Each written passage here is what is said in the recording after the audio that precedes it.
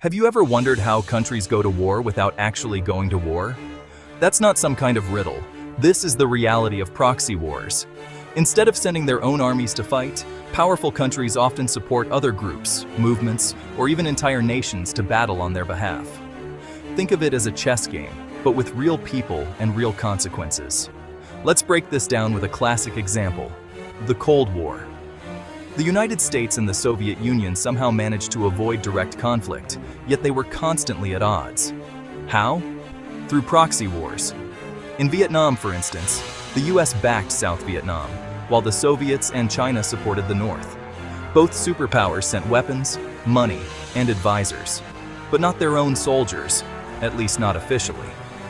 The same story played out in places like Afghanistan, Angola, and Korea.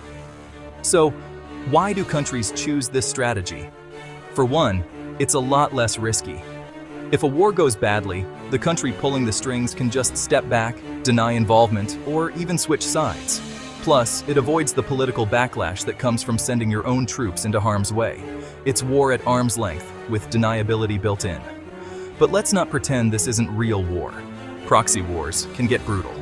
When outside countries flood a conflict zone with weapons, the violence often drags on for years, sometimes decades. Take the Syrian civil war, where countries like Russia, the US, Iran, and Turkey have all sent weapons and support to different sides. The result? Endless fighting, shifting alliances, and a humanitarian disaster. Arms shipments are the lifeblood of proxy conflicts. Planes, tanks, rifles, they all flow in from the outside, keeping local fighters in the game. Sometimes the weapons are high-tech and new. Other times, they're surplus from past wars, handed down like hand-me-down clothes, but with way deadlier consequences. Countries often use front companies or secret routes to hide their involvement, making it nearly impossible to track who's really behind the guns. You might think this is all in the past, but proxy wars are very much alive today. In Yemen, Iran, and Saudi Arabia back different sides, turning a local dispute into a regional power struggle.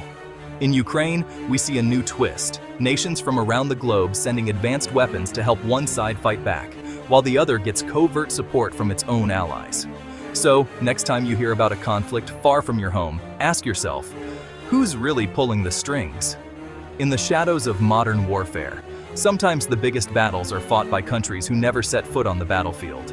Thanks for watching. If you found this interesting, hit subscribe for more stories that dig beneath the headlines.